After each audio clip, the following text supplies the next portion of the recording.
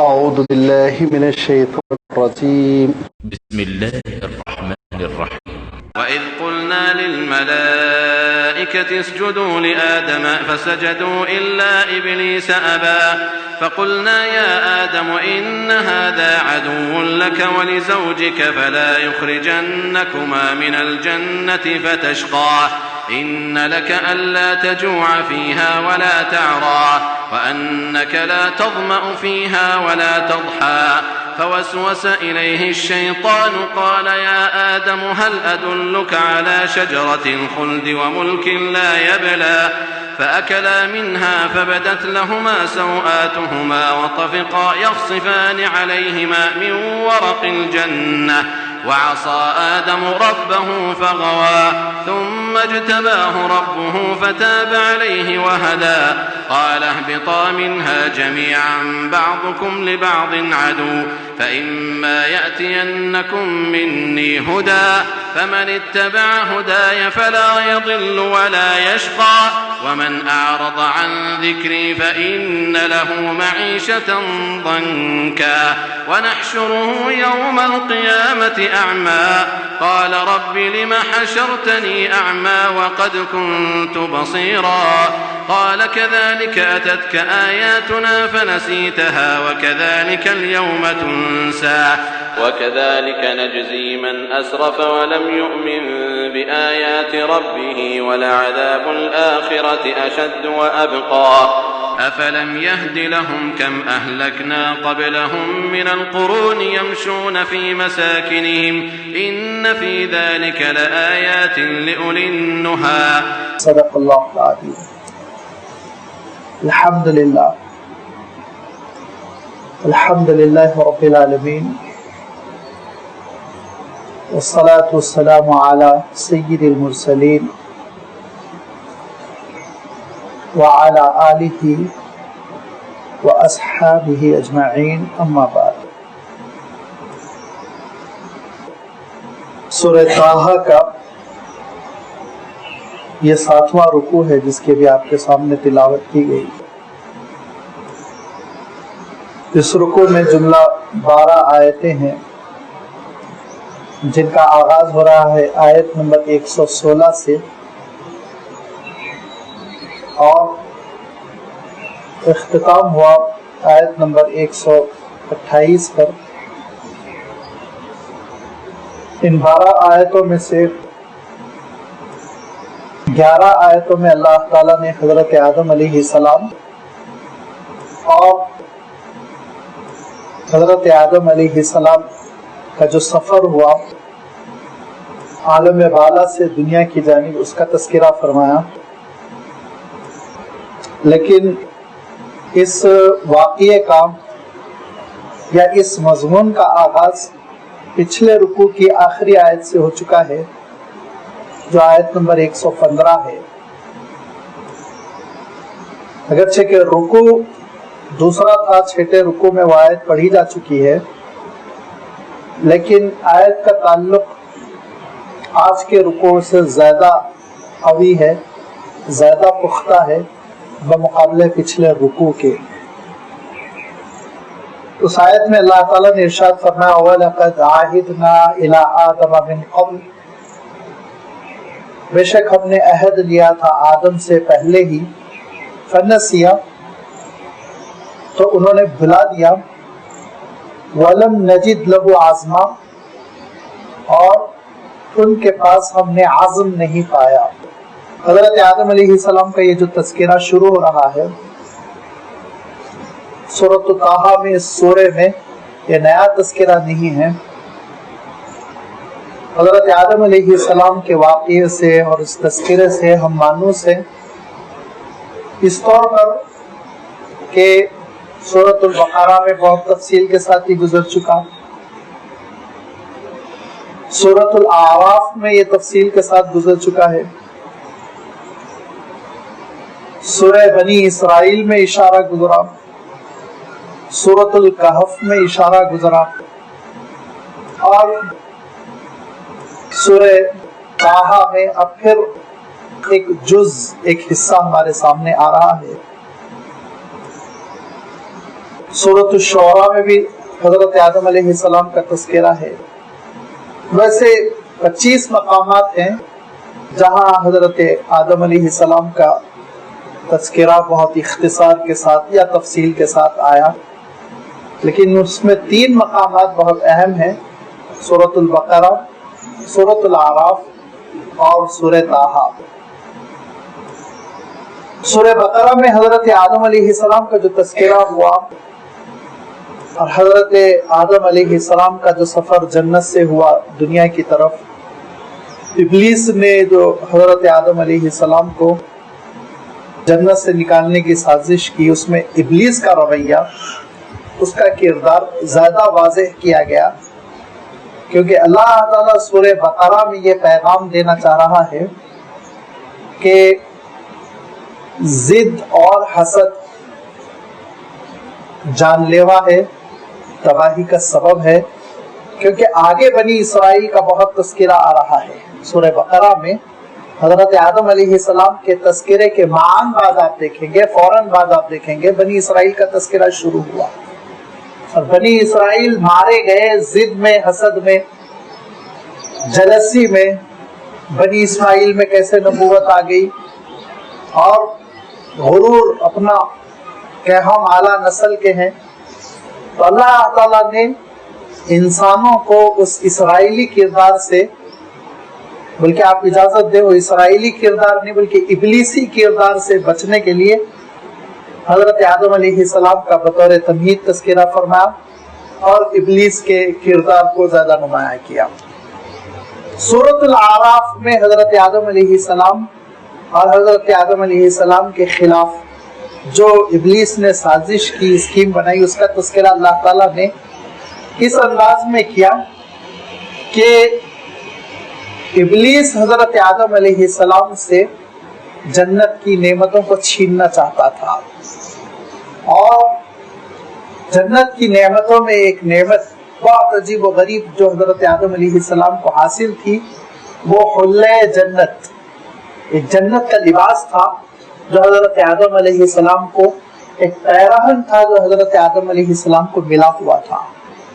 سورۃ الاعراف میں تفصیل گزر چکی کہ جب حضرت آدم علیہ السلام کو جنت سے دنیا کی طرف جانے کا حکم ہوا تو حضرت آدم علیہ السلام نے دیکھا کہ وہ لباس چھینا جا چکا ہے، لہذا اللہ تعالیٰ ارشاد فرماتا ہے اے بنی آدم، یہ ابلیس گاہے گاہے کوشش کرے گا کہ تم کو تمہارے لباس سے محروم کر دے، عریانیت میں مبتلا کر دے، بے حیائی میں مبتلا کر دے۔ یہ اس کی سازش رہے گی کہ وہ اللہ کی رحمتوں سے اور جنت کی نعمتوں سے ہمیشہ تم کو دور کرنے کی کوشش کرے، لہذا اس کی سازشوں سے تم بچنے کی کوشش کرو اور بیدار مغز رہو اور تم ہوشیار رہو، ایسا نہ ہو کہ سادگی کی وجہ سے اس کی سازشوں کے تم شکار ہو جاؤ۔ اس سیاق میں سورۃ الاعراف میں حضرت آدم علیہ السلام کا اور حضرت آدم علیہ السلام کے خلاف ابلیس نے جو کچھ کیا اس کا تذکرہ آیا، لیکن تفصیل کے ساتھ آیا، کئی آیتیں ہیں۔ سورہ طٰہٰ میں آپ دیکھیں گے کہ اللہ تعالیٰ نے شروع ہی سے یہ بات ارشاد فرمائی کہ اگر تم اللہ تعالیٰ کے دین کو چھوڑ دو، اس کی کتاب کو چھوڑ دو اور اللہ تعالیٰ کی جانب سے ملنے والی ہدایتوں کو چھوڑ دو تو ایک مشقت والی زندگی تم کو بسر کرنی پڑے گی، دنیا میں بھی، اور پھر آخرت ہی سے مسئلہ شروع ہو جائے گا، قبر ہی سے مسئلہ یہ شروع ہو جائے گا۔ لہذا اللہ تعالیٰ نے اس چیز کا تذکرہ فرماتے ہوئے حضرت موسیٰ علیہ السلام کے واقعے کا تذکرہ کیا، اور حضرت موسیٰ علیہ السلام کے واقعے میں اس جز کو بہت نمایاں کیا گیا کہ بنی اسرائیل نے اللہ تعالیٰ کے دین کو فراموش کیا، جبکہ حضرت موسیٰ علیہ السلام بقید حیات تھے، تورات لینے کے لیے گئے ہوئے تھے، لیکن انہوں نے حضرت موسیٰ علیہ السلام کی تعلیمات کو چھوڑا اور بچڑے کی انہوں نے پوجا کی، اور اس کا انہوں نے نتیجہ بھگت لیا کہ نتیجہ ان کے لیے دنیا میں بھی برا ثابت ہوا اور آخرت میں بھی ان کے لیے وہ عذاب کا سبب ہے۔ اسی حقیقت کو نمایاں کرنے کے لیے اللہ تعالیٰ نے اب حضرت آدم علیہ السلام کا تذکرہ فرمایا تاکہ ساری انسانیت بیدار ہو جائے، ساری انسانیت سبق حاصل کرے کہ اللہ تعالیٰ کی ہدایتیں چھوڑ کر، اللہ تعالیٰ کی کتاب چھوڑ کر، اس کا دین چھوڑ کر، نبیوں کی اطاعت چھوڑ کر انسان جب راستہ اپناتا ہے تو پھر بڑی پریشانیوں سے وہ دوچار ہوتا ہے، بڑے امتحانات سے گزرتا ہے، اور پھر آگے چل کے اللہ تعالیٰ نے اس کے لیے ایک لفظ ارشاد فرمایا، انشاءاللہ اس لفظ کی تفصیل کی جائے گی، فَإِنَّ لَهُ مَعِيشَةً ضَنْكَ ضنکن کا جو لفظ ارشاد فرمایا بہت ہی قابل غور ہے، اور اس کو ہم سمجھ لیں انشاءاللہ، اگر اس کو ہم سمجھ لیں گے تو یہ دنیا کی زندگی کی بہت ساری آزمائشیں اور مصیبتیں آسان محسوس ہوں گی۔ تو اللہ تعالیٰ کے دین کو چھوڑنے کے بعد کون سی زندگی ہمارے پلے پڑتی ہے اس کا آگے اشارہ آ رہا ہے، انشاءاللہ اس کی وضاحت کی جائے گی۔ لیکن وہ اشارہ آیا حضرت آدم علیہ السلام کے واقعے کے ذریعے سے کہ حضرت آدم علیہ السلام کو اللہ تعالیٰ نے جنت کی نعمتوں سے مالا مال کیا تھا، اور حضرت آدم علیہ السلام کے آگے حالات کیا ہوئے وہ انشاءاللہ کچھ آیتوں میں آ رہے ہیں۔ آغاز فرمایا وَلَقَدْ عَهِدْنَا إِلَىٰ آدَمَ مِن قَبْلُ، اور ہم نے آدم سے عہد لے لیا تھا پہلے ہی، فَنَسِيَ، اور حضرت آدم علیہ السلام سے نسیان ہو گیا، وہ عہد بھول گئے۔ سورۃ البقرہ میں وہ عہد آ چکا ہے، سورۃ الاعراف میں بھی آ چکا ہے کہ اللہ تعالیٰ نے حضرت آدم علیہ السلام سے کہا تھا کہ دیکھو یہ جنت ہے، اس میں آپ کو رہنا ہے، اور فَكُلَا مِنْهَا حَيْثُ شِئْتُمَا، جہاں سے چاہو کھاؤ پیو خوش رہو، وَلَا تَقْرَبَا هَذِهِ الشَّجَرَةَ، ایک درخت بتا دیا گیا اور عہد لیا گیا اس درخت کے قریب آپ نہیں جائیں گے، وَلَا تَقْرَبَا هَذِهِ الشَّجَرَةَ، کہ اس درخت کے قریب بھی آپ کو نہیں جانا ہے، قریب نہیں پھٹکنا ہے۔ ایک درخت تھا، کون سا تھا، کیا تھا، اللہ تعالیٰ نے اس کی تفصیل نہیں فرمائی تو ہم بلا وجہ اس کی تفصیل میں نہ پڑے، وہ گیہوں کا تھا یا امرود کا تھا یا آم کا تھا، ایک درخت تھا، بس اللہ تعالیٰ نے کہا یہ درخت ہے، اس کے قریب آپ نہ جائیں۔ حضرت آدم علیہ السلام اللہ تعالیٰ کے حکم کے مطابق زندگی بسر کر رہے تھے، اور جنت کا لباس تھا، جیسے کہ میں نے اشارہ کیا، جنت کی غذا تھی، جنت کی فضا تھی، آپ سوچئے کس چیز کی کمی تھی، ہر قسم کی نعمت حضرت آدم علیہ السلام کو ملی ہوئی تھی۔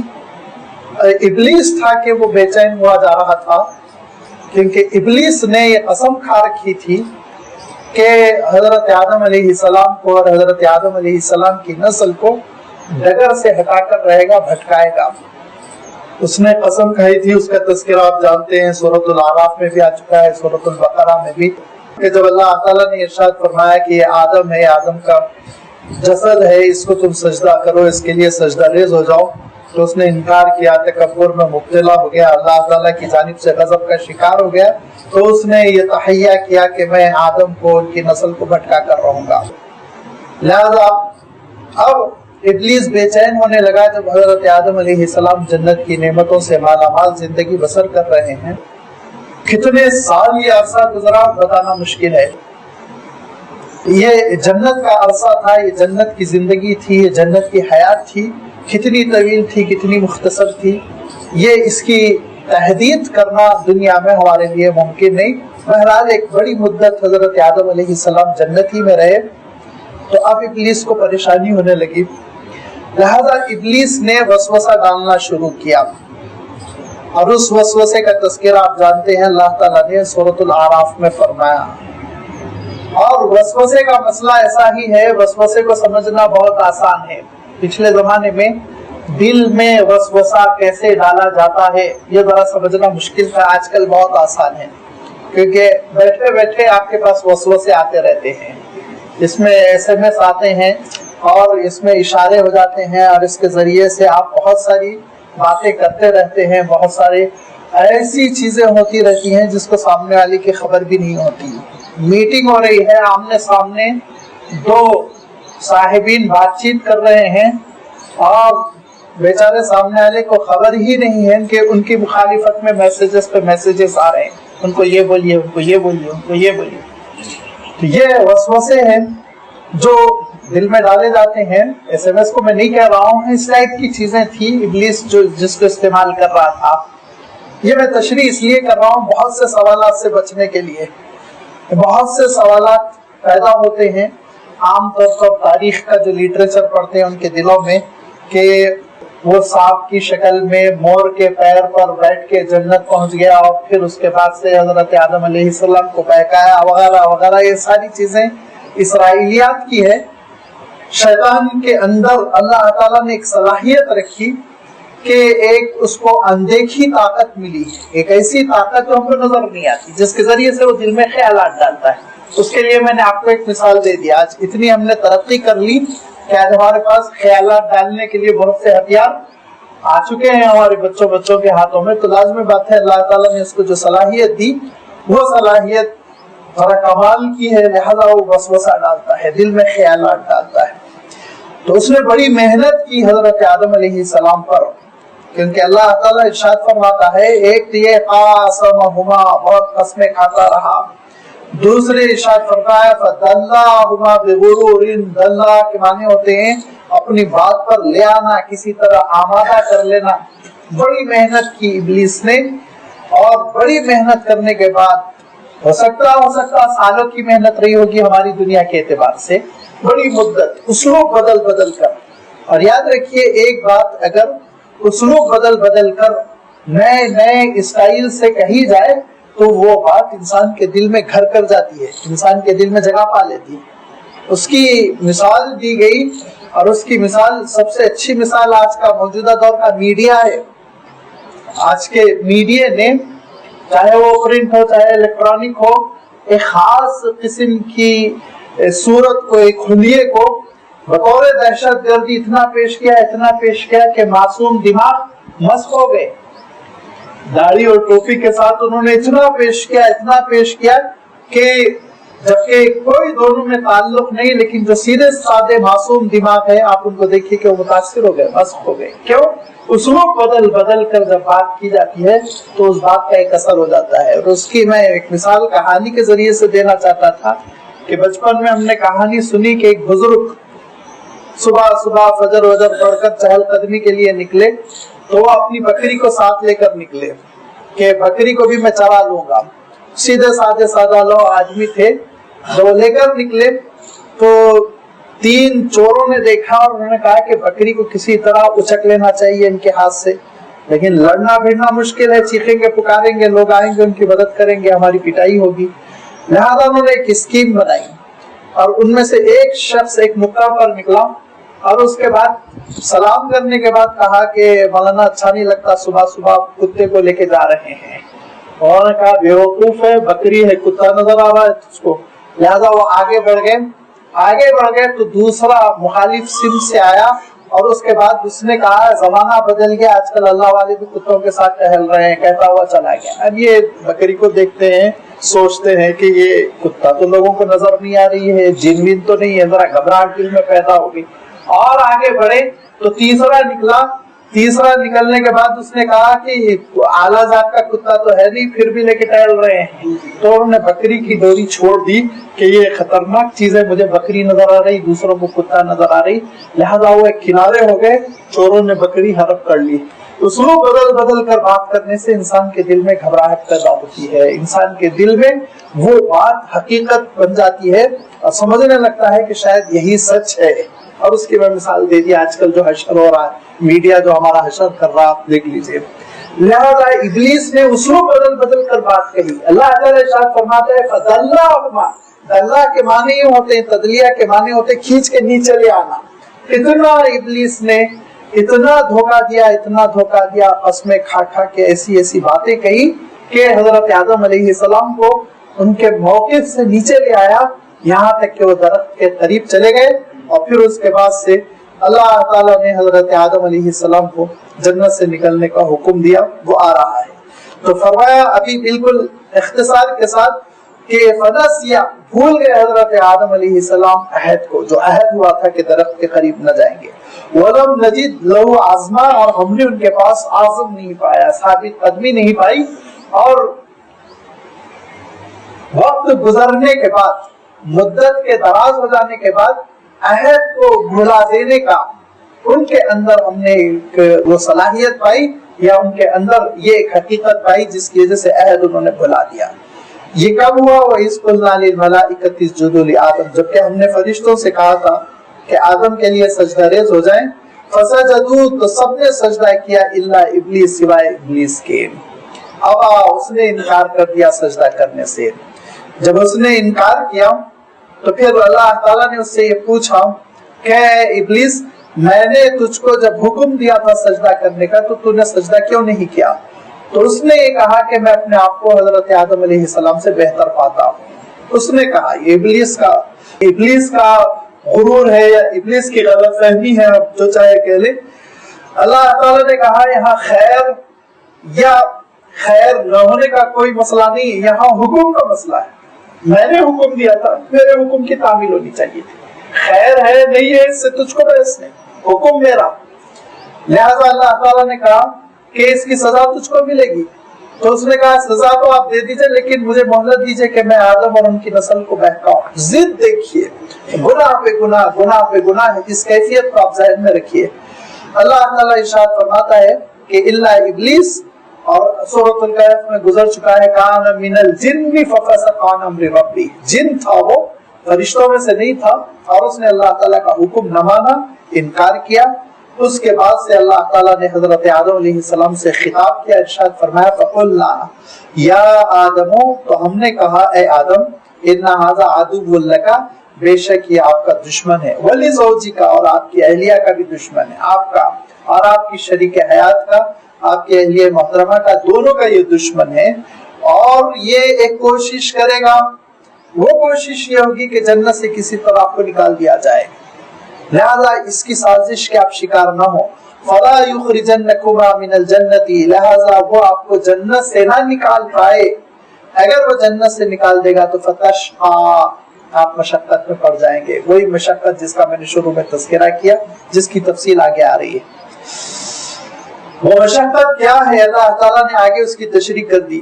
ان لکم اللہ تجوع فیہا ولا تعرا، یہ جو جنت ہے، اس جنت میں آپ کو ایک بھوک نہیں لگے گی، ولا تعرا، اور آپ برہنہ نہیں ہوں گے، لباس کی آپ کو ضرورت نہیں پڑے گی. ایک تو بھوک نہیں لگے گی، دوسرا ایک جنت کا آپ کو لباس دے دیا گیا ہے، لہذا کپڑے کی ضرورت آپ کو پیش نہیں آئے گی. کہتے ہیں، ضعیف قسم کی روایتیں ہیں کہ اس ناخن ٹائپ کا لباس تھا جو ناخن ہے، اور اس کو اللہ تعالیٰ نے بطور نشانی رکھا. ایسے ہی ایک چمکتا ہوا لباس تھا جو پورے جسم پر چھایا ہوا تھا، پورے جسم سے لے لیا گیا، اور ٹپ آف دا فنگر، انگلیوں کے کنارے اللہ تعالیٰ نے وہ رکھ دیا تاکہ انسان اس کو دیکھتا رہے. اسی لیے بعض بزرگ کہا کرتے تھے واللہ عالم، کہ اگر ہنسی نہ رک رہی ہو تو آپ ناخنوں کو دیکھ لیجئے، ہنسی رک جاتی کیونکہ جنت کا لباس یاد آ جاتا ہے. واللہ عالم، مجھے تو تجربہ نہیں ہے. لہذا اللہ تعالیٰ ارشاد فرماتا ہے اللہ تجوع فیہا، وہاں نہ بھوک لگے گی آپ کو، ولا تعرا، اور نہ عوریاں ہوں گے، نہ برہنہ ہوں گے، نہ لباس کی آپ کو ضرورت پڑے گی. وَأَنَّكَ لَا تَظْمَأُ فِيهَا، اور نہ وہاں آپ کو پیاس لگے گی، ولا تضحى، اور نہ ہی دھوپ ستائے گی. آپ جانتے ہیں صلاۃ الضحیٰ کا لفظ آپ نے سنا ہے، والضحیٰ کا آپ نے لفظ سنا، تو یہ ضحیٰ کے معنی ہوتے چاشت کا وقت، جبکہ دھوپ میں گرمی آنے لگتی ہے، سورج کی شعاؤں میں گرمی آنے لگتی ہے، اس کو ضحیٰ کا وقت، چاشت کا وقت کہتے ہیں. اللہ تعالیٰ ارشاد فرماتا ہے دھوپ کی گرمی سے آپ پریشان نہیں ہوں گے، پیاس بھی نہیں لگے گی، بھوک بھی نہیں لگے گی، کپڑوں کی ضرورت بھی نہیں ہوگی. اتنی حسین آیت ہے کہ اس آیت میں اللہ تعالیٰ نے بیک وقت انسان کے 4 اہم تقاضوں کا تذکرہ فرمایا: بھوک کا، پیاس کا، کپڑوں کے پہننے کا، لباس کا، اور مسکن کا، ٹھکانے کا، آشیانے کا. یہ 4 اہم چیزیں ہیں جس کی ضرورت اور حاجت ہر انسان کو ہوتی ہے.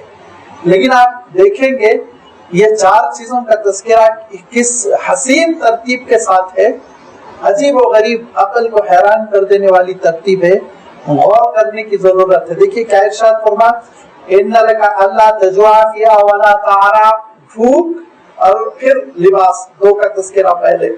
وَأَنَّكَ لَا تَظْمَأُ فِيهَا، پیاس، وَلَا تَضْحَى، اور نہ دھوپ لگے گی. یہ 2 چیزوں کا تذکرہ.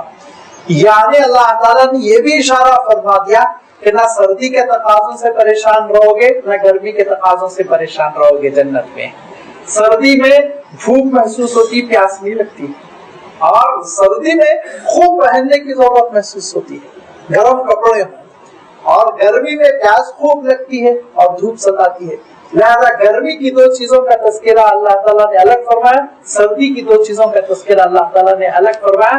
یعنی جنت میں رہو گے تو نہ سرما کے مسائل نہ گرما کے مسائل، اور نہ ہی اس کے ساتھ ساتھ 4 بنیادی ضرورتوں کے مسائل کھڑے ہوں گے. وہ 4 بنیادوں کا تذکرہ فرما دیا. وہ بنیادی ضروریات کھانا پینا اور لباس اور رہنا، یہ چاروں کا بھی تذکرہ اللہ تعالیٰ نے ارشاد فرمایا. جنت میں اس کے سلسلے میں تم کو کچھ سوچنا نہیں، یہ چیزیں اللہ تعالیٰ کی جانب سے فری ملتی رہے گی، کوئی مسئلہ نہیں ہوگا. یہ چاروں نعمتوں کے ساتھ حضرت آدم علیہ السلام جنت میں ہیں اور جنت کی نعمتوں سے مالا مال خوشحال زندگی ہے. بس اللہ کا ذکر کرتے رہے ہوں گے اور مولا کو خوش کرتے ہوئے زندگی بسر کر رہے ہیں کہ فوسوس الیہ الشیطان، شیطان نے میسجز بھیجنا شروع کیا، وسوسہ ڈالنا شروع کیا. اور کیا کہا شیطان نے، یا آدم، اے آدم، ادلک علی شجرۃ الخلد.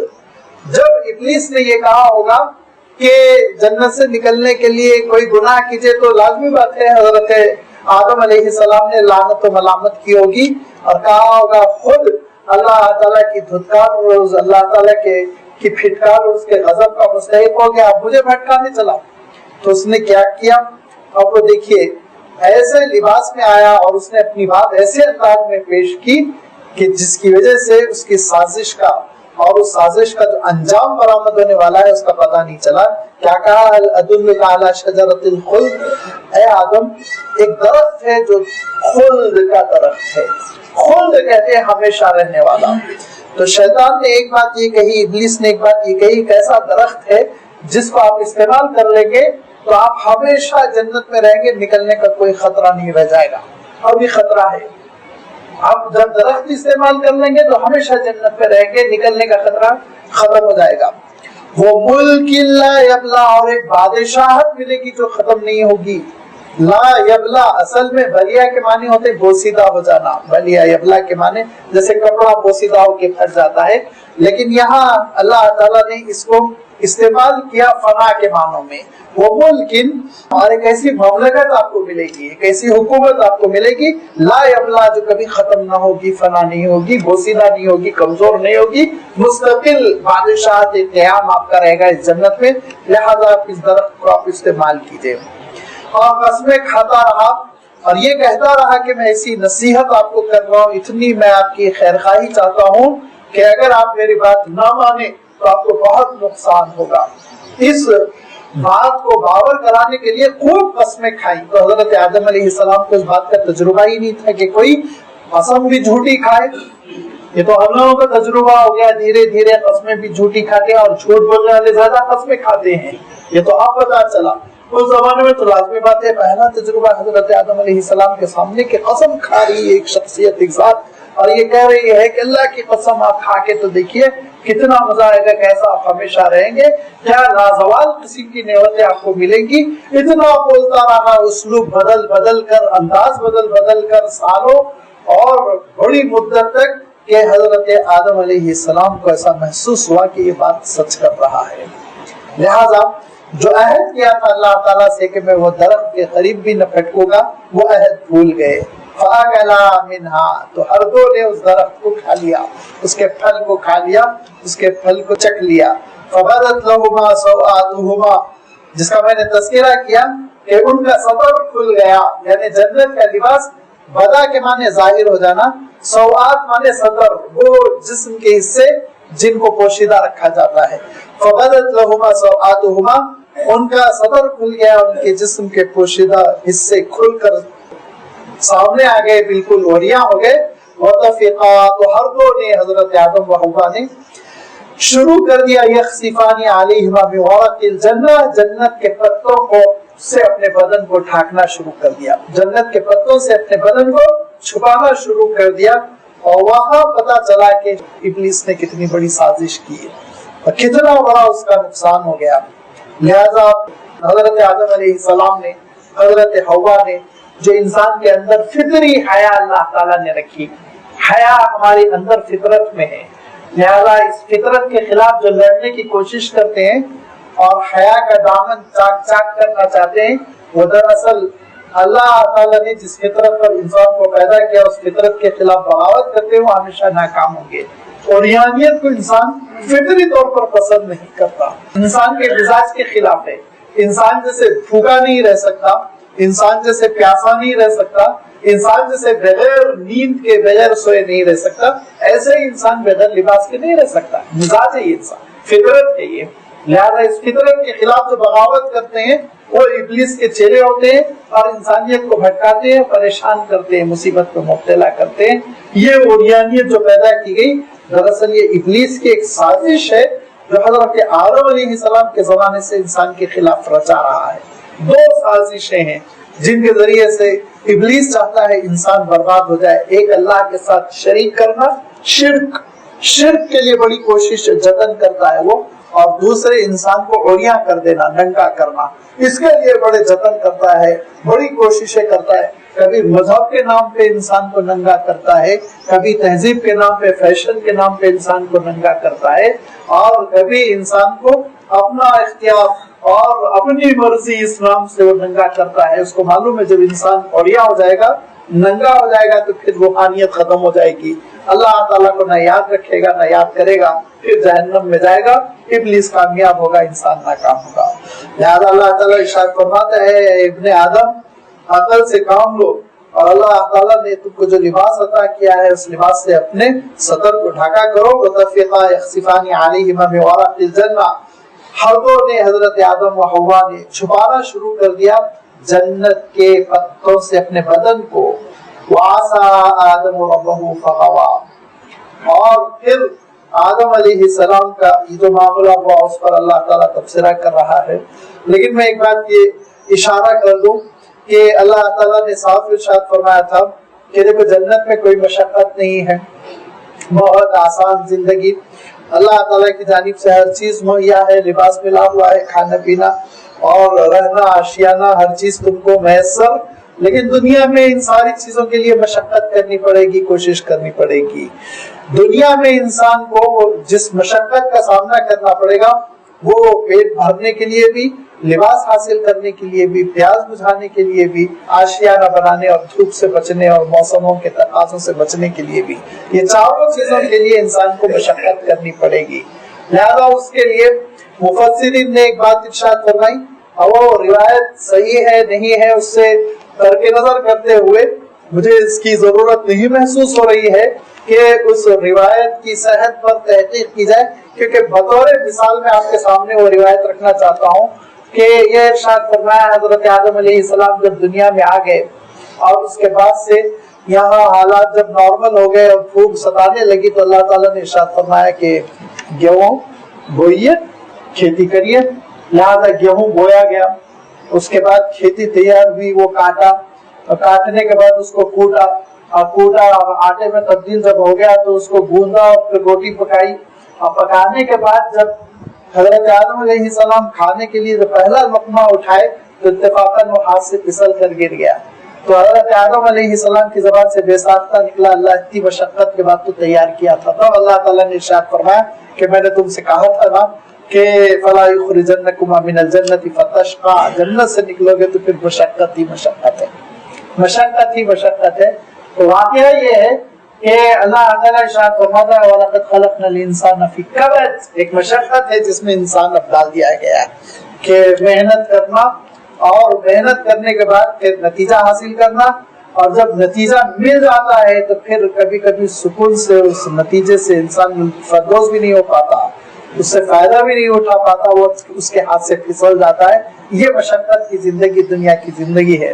لہذا اس مشقت کی زندگی کو آپ ذہن میں رکھیں۔ آگے چل کے جس نقطے کو میں نمایاں کرنا چاہتا ہوں وہ اس وقت سمجھ میں آئے گا جبکہ ہم یہ دنیا کی مشقت کی زندگی کو ذہن میں تازہ رکھیں۔ اللہ تعالیٰ ارشاد فرماتا ہے اس مشقت کی زندگی کے ساتھ انسان کو زندگی بسر کرنی ہے۔ کیوں؟ کیونکہ حضرت آدم علیہ السلام کا سفر شروع ہو گیا اور تفسیرہ کیا اللہ تعالیٰ نے، اور وہ تفسیرہ یہ ہے جو قرآن پاک کی تشریح کے لیے، قرآن فہمی کے لیے نازک مقامات میں سے شمار کیا جاتا ہے۔ وَعَصَىٰ آدَمُ رَبَّهُ فَغَوَىٰ ثُمَّ اجْتَبَاهُ رَبُّهُ فَتَابَ عَلَيْهِ وَهَدَىٰ۔ یہ 4 باتیں اللہ تعالیٰ نے ارشاد فرمائی۔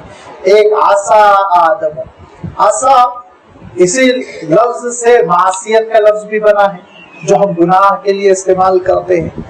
عصا آدم، اس کا ترجمہ ہو گیا کہ نعوذ باللہ آدم نے معصیت کی۔ ایک طرف تو ہم حضرت آدم علیہ السلام کو نبی مانتے ہیں، دوسری طرف حضرت آدم علیہ السلام سے معصیت ہو گئی، گناہ، یہ کیسے ہو سکتا ہے؟ پھر اس کا نتیجہ فغوا، فغوا کا عام طور پر اردو میں ترجمہ کیا تو وہ بھٹک گئے۔ آدم علیہ السلام بھٹک گئے نبی اور رسول ہو کر، تو ہمارا اور آپ کا کیا ذکر؟ لیکن یہ ہمارے اپنے ترجمے کے الفاظ ہے، ان ترجمے کے الفاظ ہی سے آپ قرآن پاک کو نہ سمجھے بلکہ عربی الفاظ اور ان کی حقیقتوں کو سمجھے۔ امام بغوی رحمۃ اللہ علیہ نے اس لفظ کی بڑی اچھی تشریح کی مدارک کو تنزیل میں، اور عصا کے معنی کیا ہے اس کی وضاحت کرتے ہوئے ارشاد فرمایا، دیکھیے عصا کے معنی ہوتے ہیں، صحیح اردو ترجمہ، بات نہ ماننا۔ اس کے 2 درجے ہیں، یا اس کے 2 رخ ہے، یا اس کی 2 قسمیں ہیں بات نہ ماننے کی۔ بات نہ ماننے کا ایک سبب یہ ہے سب غلطی سے، نادانی سے بات نہ ماننا، اور دوسرا سبب یہ ہے عمدن، سہون نہیں بلکہ عمدن، جان بوجھ کر بات نہ ماننا۔ تو اگر جان بوجھ کر بات نہ مانی جائے تو ہم اردو میں اس کو نافرمانی کہتے ہیں۔ وہ بہت بری بات ہوتی ہے نافرمانی کی، کسی کی بھی والدین کی نافرمانی، استاد کی نافرمانی، اللہ کی نافرمانی تو بہت بڑا گناہ ہے۔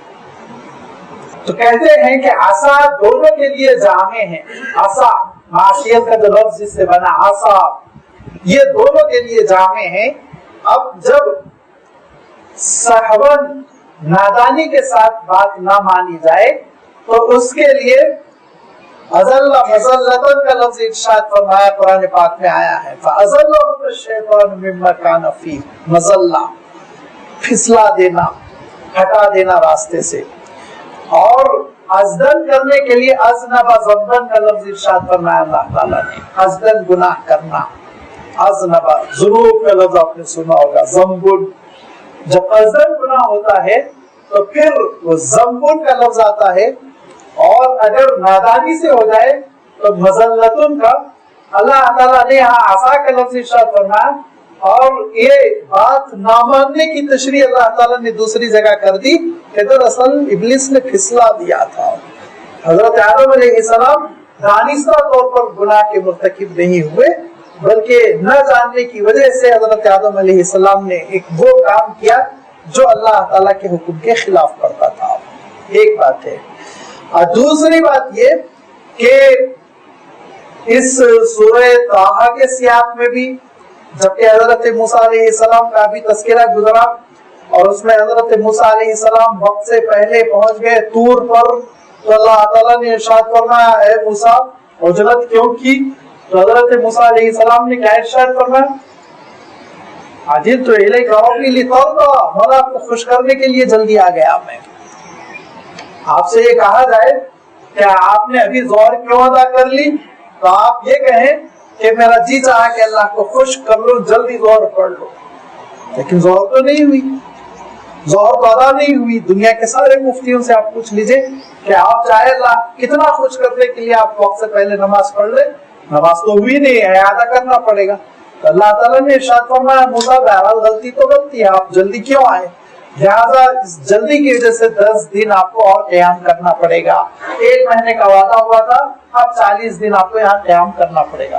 اب جب 40 دن حضرت موسیٰ علیہ السلام اعتکاف میں رہے کوہ طور پر، تو بنی اسرائیل نے کتنا بڑا فتنہ کر دیا وہ آپ جانتے ہیں، ساری تفصیل گزر چکی۔ بچڑا بنایا، اس کی پوجا شروع کر دی، اور گمراہ ہو کر رہ گئے، شرک میں پڑ گئے۔ تو یہ اللہ تعالیٰ کے حکم کے مطابق زندگی بسر کرنا اور اللہ تعالیٰ کے حکم سے اعراض کرنا، حکم عدولی کرنا، کبھی کبھی جذبہ اچھا ہوتا ہے لیکن وہ بھی اللہ کو پسند نہیں ہے۔ اس حقیقت کو ہم سمجھیں، جذبہ بہت اچھا ہے لیکن جذبہ اچھا ہونے کے باوجود اللہ کا حکم چونکہ نہیں ہے، اس لیے اللہ کو پسند نہیں ہے، یہ بات یاد رکھیں۔ اسی لیے حضور اکرم صلی اللہ علیہ وسلم نے کیا ارشاد فرمایا، اس سے پہلے بھی میں کہہ چکا ہوں کہ من صام یوم الشک فقد اصاب القاسم، جس دن شک ہو گیا کہ آج 30 تاریخ ہے یا 29، چاند ہوا یا نہیں ہوا، اور ایک صاحب یہ کہتے ہیں احتیاطاً میں روزہ رکھتا ہوں، تو فرمایا کہ وہ میرا نافرمان ہے۔ آپ صلی اللہ علیہ وسلم نے کیا ارشاد فرمایا؟ فقد اصاب القاسم، وہ ابو القاسم کا نافرمان ہے۔ یوم الشک ہے، جب طے نہیں ہوا کہ آج چاند ہوا ہے کہ نہیں ہوا، تو آپ کو روزہ رکھنے کی کیا ضرورت ہے؟ اتنے بڑے متقی آپ اپنے آپ کو کیوں سمجھتے ہیں؟ یہ آپ صلی اللہ علیہ وسلم ارشاد فرماتے وقت سے پہلے بھی کرنا کوئی کام، یہ کہتے ہوئے کہ بس اللہ کی قربت کے لیے میں کر گیا، یہ بات بھی اللہ کو پسند نہیں ہے۔ جو بات اللہ تعالیٰ جس وقت کرنے کا حکم دے رہا ہے اسی وقت انسان کرے۔ 8 ذی الحجہ کو جا کے میدان عرفات میں وقت گزار لے، اللہ کو خوش کرنا ہے، روز اس کا حج ہوگا، پوچھ لیجیے آپ، حج نہیں ہو تو معلوم یہ ہوا کہ وقت پر کام کرنا یہ اللہ کی خوشنودی۔ حضرت موسیٰ علیہ السلام نے ذرا عجلت کی، اللہ تعالیٰ کو پسند نہیں آیا۔ انبیاء علیہ السلام کے سلسلے میں جو چیزیں قرآن پاک میں آئی ہیں، حضرت آدم علیہ السلام کا یہاں ہے مسئلہ، حضرت یونس علیہ السلام کا مسئلہ 2-3 مقام پر آیا ہے، اور حضرت موسیٰ علیہ السلام کا بھی سورہ طٰہٰ میں گزر چکا ہے، اور پھر خود حضور اکرم صلی اللہ علیہ وسلم کی زندگی کا ایک مسئلہ وہ بھی آپ کے سامنے گزر چکا ہے، شاید ذہنوں میں تازہ ہو یا نہ ہو، سورۃ الانفال میں وہ گزر چکا ہے کہ بدر کے قیدی جب حضور اکرم صلی اللہ علیہ وسلم کے ہاتھ لگے تو حضور اکرم صلی اللہ علیہ وسلم نے پینلٹی لے کر، مالی تاوان لے کر، حضور اکرم صلی اللہ علیہ وسلم نے فدیہ لے کر ان کو معاف فرما دیا، اور اللہ تعالیٰ نے یہ ارادہ کیا تھا کہ مشرکین کی کمر اب توڑ دی جائے، لیکن حضور اکرم صلی اللہ علیہ وسلم نے اپنے جذبہ رحمت للعالمین کی وجہ سے، جو رحمت کا جذبہ، اس کی وجہ سے حضور اکرم صلی اللہ علیہ وسلم نے پینلٹی لے کے معاف کر دیا۔ اللہ تعالیٰ کیا ارشاد فرمایا؟ لولا کتاب من اللہ سبق لمسکم، اگر اللہ کا یہ فیصلہ پہلے سے طے نہ رہتا تو سزا ملتی۔ کیا تھا فیصلہ اللہ تعالیٰ کا؟ اللہ تعالیٰ کا فیصلہ یہ تھا کہ جنگ کے جو قیدی ہاتھ آئے ان کو چاہے تو قتل کیا جائے، چاہے تو ان کو پینلٹی لے کر آزاد کر دیا جائے۔ یہ اللہ تعالیٰ کا پہلے سے فیصلہ طے ہو چکا ہے، لیکن یہ وحی نازل نہیں ہوئی، اور وحی نازل نہ ہونے سے پہلے اے نبی آپ نے کیوں معاف کر دیا، کیوں پینلٹی لے کے ان کو چھوڑ دیا؟ صرف اتنے پر اللہ تعالیٰ نے باز پرس کی۔ انبیاء علیہ الصلوۃ والتسلیم کے سلسلے میں جو بھی مسئلہ آتا ہے، جیسے حضرت یونس علیہ السلام نے ہجرت کی، کیوں ہجرت کی؟ گناہ کی وجہ سے، جو قوم گناہ کر رہی تھی اس کی وجہ سے حضرت یونس علیہ السلام نے دیکھا کہ عذاب کے آثار نمایاں ہو رہے ہیں، ایسا لگتا ہے نبی تھے، نبی کی فراست آپ اندازہ کیجئے، وہ محسوس کر رہے تھے کہ اس قوم پر عذاب آنے والا ہے، اب یہ قوم ایسی نہیں رہ گئی کہ ان کے درمیان زندگی بسر کی جائے، لہذا حضرت یونس علیہ السلام نے ہجرت کر لی۔ اس سے بڑھ کر اور کیا نہیں کی ہوگی؟ سوچئے، جس قوم پر عذاب آ رہا ہے گناہوں کی وجہ سے، اس قوم کو چھوڑ دینا میرے اور آپ کے لیے تو اعلیٰ ترین عبادت ہے، لیکن حضرت یونس علیہ السلام عجلت کر کر چلے گئے، اور عجلت کرتے ہوئے نکل گئے، وحی کا انتظار نہیں کیا۔ اللہ تعالیٰ نے حضرت یونس علیہ السلام کے ساتھ ایک خاص معاملہ فرمایا، مچھلی کے پیٹ میں رہنا پڑا، آپ جانتے، اور مچھلی کے پیٹ پہ استغفار کرتے رہے، تب جا کر مچھلی نے اگل دیا۔ تو یہ انبیاء علیہ الصلوۃ والتسلیم کے جو واقعات قرآن پاک میں آئے ہیں، اس میں آپ دیکھیں گے کہ لفظ عصا کا استعمال تو ہوا ہے، لیکن اس کے پیچھے جو محرک رہا ہے، اس کے پیچھے جو موٹیویٹ رہا، وہ جذبہ خیر تھا، جذبہ خیر تھا، کبھی برائی کا جذبہ نہیں تھا، کبھی برائی کا جذبہ نہیں تھا، جذبہ خیر۔ حضرت آدم علیہ السلام چاہ رہے ہیں کہ جنت میں ہمیشہ رہے، حضرت موسیٰ علیہ السلام یہ چاہ رہے ہیں کہ جلدی تورات مل جائے، حضرت یونس علیہ السلام یہ چاہ رہے ہیں کہ اللہ کا عذاب جس قوم پر آ رہا ہے اس سے دور ہو جائیں، حضور اکرم صلی اللہ علیہ وسلم یہ چاہ رہے ہیں کہ قوم کو آزاد کر دیا جائے اور دین کی بات پہنچا دی جائے، ان کے ساتھ رحم و کرم کیا جائے۔ جذبات بہت اچھے، لیکن ابھی آپ اللہ کے حکم کا انتظار کیجئے، اللہ تعالیٰ کا حکم جو ہے اسی کے مطابق عمل کیجئے، ورنہ آپ کی پکڑ ہوگی۔ کیوں؟ اس لیے کہ آپ کے درجات بہت بلند ہیں، آپ نبی اور رسول ہیں، تو لازمی بات ہے نبی اور رسول کا جو معاملہ ہوتا ہے وہ بہت اعلیٰ اور بہت بلند ہوتا ہے، ان کا معاملہ وہ تو ہماری سمجھ سے باہر ہے۔ اسی لیے حضرت جنید بغدادی رحمۃ اللہ علیہ فرمایا کرتے تھے کہ سیئات الابرار قربات الاشرار، ہم جیسے گناہگاروں کے لیے بہت ساری ان اللہ والوں کی جو لغزشیں ہیں وہ ہمارے لیے عبادت کا درجہ رکھتی ہیں. یہ ہے ہم گناہگاروں کے لیے تو بہت اچھی بات ہے کہ جس قوم میں عذاب آ رہا ہے اس سے ہم ہجرت کر جائیں، لیکن رسول کے لیے مناسب نہیں. رسول کو تو اس وقت قوم کے درمیان رہنا پڑے گا جب تک کہ ان پر وحی نہیں آ جائے گی. اللہ تعالیٰ حجت پوری کر کے نبی سے یہ کہہ دے گا اب آپ ہجرت کر جائیں، قوم کو چھوڑ دیں، اس وقت تک وہ نہیں نکل سکتے. لہذا نبیوں اور رسولوں کا معاملہ کچھ اور ہوتا ہے، عام انسانوں کا معاملہ کچھ اور ہوتا ہے. حضرت آدم علیہ السلام کا جو جذبہ تھا کہ ہمیشہ جنت کرے، اس جذبے کے لیے اگر ہم کرتے تو ہمارے پہ گرفت کے اللہ کی نعمت ہوتی، لیکن حضرت آدم علیہ السلام کا معاملہ دوسرا تھا. چونکہ اللہ تعالیٰ نے راست کہا تھا کہ چاہے کچھ ہو جائے آپ کو اس درخت کے قریب نہیں جانا ہے، اسی لیے اللہ تعالیٰ ارشاد فرماتے وعصا آدم، اور آدم نے بات نہ مانی. فغوا، رب کی وعصا آدم ربہ، آدم نے رب کی بات نہ مانی. فغوا، غوا کا ترجمہ بھٹک گیا.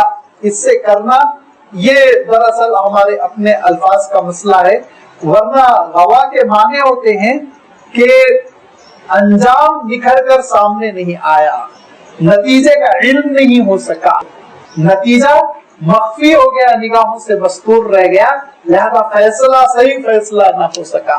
حضرت آدم علیہ السلام نے ایک فیصلہ کیا لیکن نتیجے کا اندازہ نہیں ہو سکا کہ اس کا نتیجہ اتنا برا برآمد ہوگا کہ جنت سے ہاتھی دھونا پڑے گا. پھر حضرت آدم علیہ السلام کا سفر ہو گیا دنیا کی طرف. اللہ تعالیٰ نے ایک بات تو یہ کہی کہ آپ کے جنت کا لباس لے لیا گیا، دوسری بات یہ ارشاد فرمائیں قُلْنَا اهْبِطُوا مِنْهَا جَمِيعًا، یہاں سے آپ تشریف لے جائیں، آپ کو دنیا کی طرف جانا ہے. دنیا کی طرف سفر ہو گیا، دنیا میں پہنچے تو فَتَلَقَّىٰ آدَمُ مِن رَّبِّهِ كَلِمَاتٍ. اب حضرت آدم علیہ السلام بہت روتے رہے، پریشان رہے، تو خود اللہ تعالیٰ نے حضرت آدم علیہ السلام کو کچھ الفاظ عنایت فرمائے. اور وہ الفاظ کیا ہے؟ سورۃ الاعراف میں اللہ تعالیٰ نے ارشاد فرما دیا کہ حضرت آدم علیہ السلام کو ایک دعا الہام کی گئی، پروردگار آپ ہم کو معاف فرما دے، ہم سے خطا ہو گئی، ہم سے گناہ ہو گیا، ہم نے یہ غلط فیصلہ کیا. حضرت آدم علیہ السلام برابر یہ دعا کرتے رہے. اس کے بعد اللہ تعالیٰ ارشاد فرماتے ثم اجتباہ ربہ، پروردگار نے پھر قریب کر لیا، پھر چن لیا حضرت آدم علیہ السلام کو نبوت اور رسالت کے لیے. مفسرین نے فرمایا یہاں حضرت آدم علیہ السلام نبی بنے، ابھی اس مرحلے میں اب تک نبی نہیں تھے، اسی لیے جو کچھ نبوت سے پہلے ہوا وہ مسئلہ بھی بالکل الگ ہوتا ہے، نبوت کے بعد دوسرا مسئلہ ہو جاتا ہے. لہذا اب حضرت آدم علیہ السلام کو اللہ تعالیٰ نے رسالت سے نوازا، نبوت سے نوازا. ثم اجتباہ ربہ، پھر حضرت آدم علیہ السلام کا انتخاب کیا، اللہ تعالیٰ نے چن لیا اپنے کام کے لیے، اپنے کاز کے لیے. فتاب علیہ، اور ان کی توبہ قبول کی. وحدا، اور پھر ان کو اللہ تعالیٰ نے اپنی ہدایتوں سے، اپنے احکام سے نوازا. اعلیٰ اهبطا منها جميعا، اور حضرت آدم علیہ السلام سے کہا گیا کہ اب دنیا میں آپ دونوں جائیں، آپ بھی حوا بھی. بعضکم لبعض عدو، ایک دوسرے کے دشمن ہو کر، یعنی ابلیس انسان ابلیس کا دشمن ہو کر یہاں زندگی بسر کریں گے. فَإِمَّا يَأْتِيَنَّكُم مِّنِّي هُدًى، جب کبھی میری ہدایت، میری رہنمائی اور میری جانب سے کتاب آپ کے پاس آئے گی یا آپ کی نسل کی طرف آئے گی، فَمَنِ اتَّبَعَ، جو کوئی اتباع کرے گا خدایا میری ہدایتوں کی، فَلَا يَضِلُّ وَلَا يَشْقَىٰ، تو نہ وہ گمراہ ہوگا اور نہ وہ مشقت پہ پڑے گا. یہ پھر آ گیا مشقت کا لفظ. ارشاد فرمایا اللہ تعالیٰ نے گاہے گاہے میں اپنی رہنمائی بھیجتا رہوں گا اور رسولوں اور نبیوں پر میرا کلام نازل ہوتا رہے گا، اور جو کوئی میرے کلام سے اور میری رہنمائی سے وہ سرشار ہو کر زندگی بسر کرے گا، اس کی روشنی میں زندگی بسر کرے گا، تو نہ تو وہ گمراہ ہوگا اور نہ مشقت میں پڑے گا، راہ راست پر رہے گا، ہدایت اس کے پاس رہے گی، منزل اس کو معلوم رہے گی، اللہ کی خوشنودی کا راستہ اس کو معلوم رہے گا. ولا یشقا، اس کو کوئی مشقت بھی نہیں ہوگی، ایسی مشقت نہیں ہوگی. وہ آگے آ رہا ہے ومن اعرض عن ذکری، اور جو کوئی میرے اس ذکر سے، میرے کلام سے، میری ہدایتوں سے، میرے احکام سے پہلو تہی کرے گا، منہ پھیر لے گا، ان کو اوائڈ کر کے زندگی بسر کرے گا، تو پھر اس کا انجام کیا ہوگا؟ فَإِنَّ لَهُ مَعِيشَةً ضَنْكَ، تو ہم اس کو ایک ایسی زندگی دیں گے جو بڑی تنگی کی زندگی. تنگی کا لفظ یہ مجبوری کا ہے، اس کی میں وضاحت کرنا چاہتا ہوں. معیشتاً ضنکا، ایک ایسی زندگی جو خوش دلی کی زندگی، اطمینان کی زندگی نہیں ہوگی. فرمایا مفسرین نے کہ ایمان والے کی زندگی میں دو چیزیں ہوتی ہیں. پہلی چیز اللہ تعالیٰ ارشاد فرماتا ہے کہ وَمَنْ شَرَحَ صَدْرَهُ لِلْإِسْلَامِ، اللہ تعالیٰ جس کے سینے کو اسلام کے لیے کھول دیتا ہے تو اس کا سینہ نور سے بھر جاتا ہے اور وہ اپنی زندگی بہت ہی اطمینان کے ساتھ گزارتا ہے.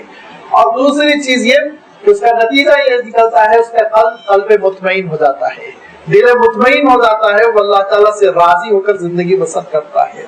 اور ارشاد فرمایا کہ اسلام کے لیے جس کا سینہ نہیں کھلتا تو ایک تنگدلی کی زندگی اور بے اطمینانی کی زندگی اس کو مسلط ہو جاتی ہے. یہ کیسے مسلط ہو جاتی ہے؟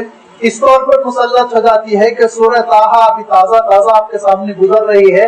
لہذا اللہ تعالیٰ نے فرعون کو جو نعمتیں دی تھی اس نعمتوں کا اندازہ لگائیے کہ پورا ملک زرخیز، نہریں بہتی تھی، کھیتی ہوتی تھی، خوب ٹیکس خزانوں میں پہنچتا تھا، اور گھر میں جو استعمال کے برتن تھے سونے کے تھے، اور اس کے علاوہ ساری قسم کی نعمتیں اس کو ملی ہوئی تھی. تعمیرات کا ایسا سلیقہ تھا کہ بڑے بڑے انہوں نے احرام بنا رکھے تھے، اور کون سی چیز کی کمی تھی؟ ہر قسم کی اس کو خوشی تھی. لیکن اس کے باوجود ایک گھبراہٹ، اتنی گھبراہٹ، راتوں میں نیند نہیں آتی تھی.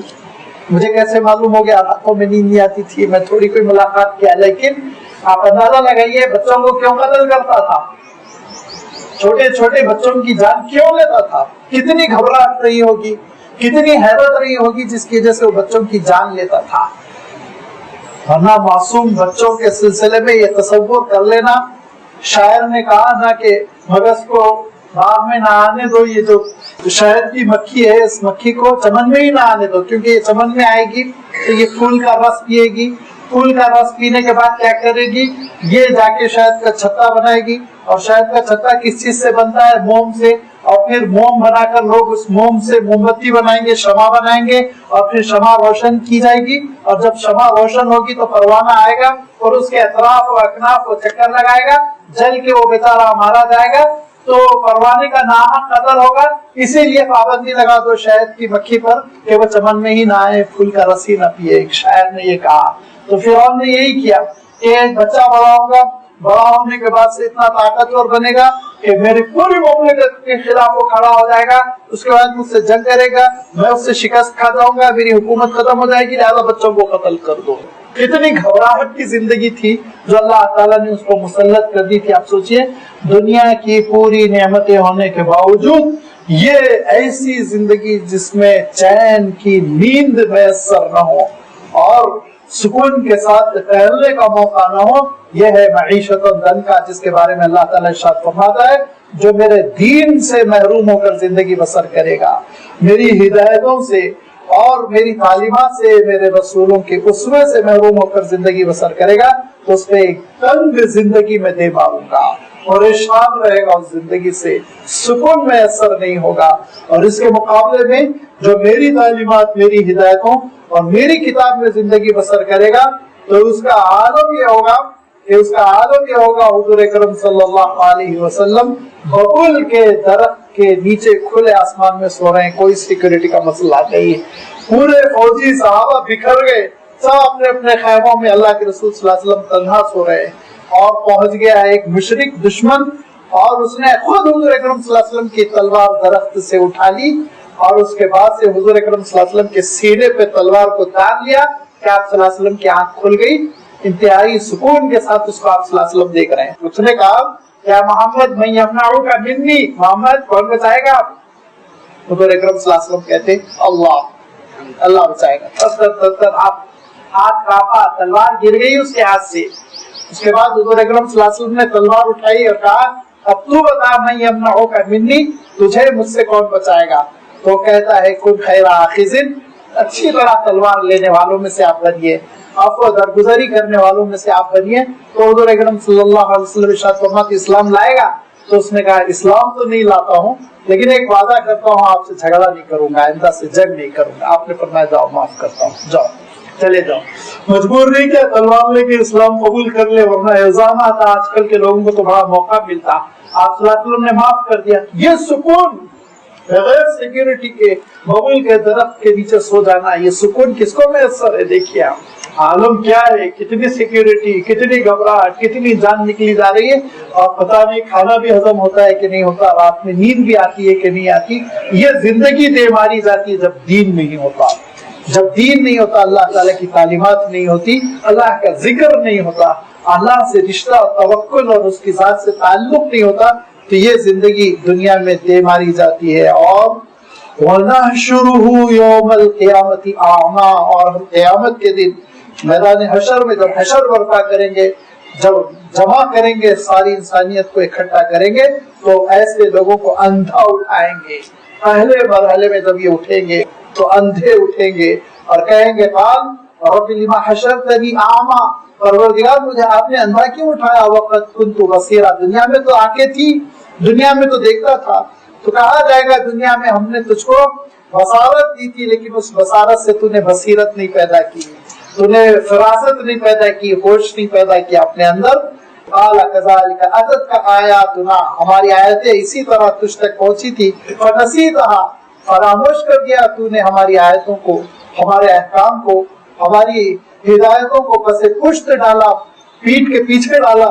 تو كذلك اليوم تنسى، آج اسی طرح تجھ کو ہم بھلا دیں گے، اپنی رحمتوں سے مایوس اٹھائیں گے. وكذلك نجزي من اسرف، اور جو حد سے آگے بڑھ جاتا ہے اس کو ہم ایسا ہی بدلہ دیتے ہیں. وَلَمْ يُؤْمِنْ بِآيَاتِ رَبِّهِ، جو اپنے پروردگار کی آیتوں پر، اس کے احکامات پر اور اس کی کتاب پر، اس کے دین پر ایمان نہیں رکھتا، تو اس کے لیے یہی حشر ہونے والا ہے. دنیا کی زندگی بے اطمینانی کی، بے چینی کی، تنافس کی، مقابلے کی، صبح و شام مشقت کی، اور وَالْعَذَابُ الْآخِرَةِ أَشَدُّ وَأَبْقَىٰ، اور آخرت کا عذاب تو وہ شدید ترین ہے، باقی رہنے والا ہے، ختم نہیں ہونے والا ہے. یہ دنیا کی زندگی تو عارضی ہے، اچھی گزرے تنگی کے ساتھ گزرے، بھلی گزرے بری گزرے، ختم ہو جائے گی، گزر جائے گی. لیکن آخرت کا معاملہ تو بڑا کٹھن اور بہت دراز ہے، نہ ختم ہونے والا، باقی رہنے والا ہے.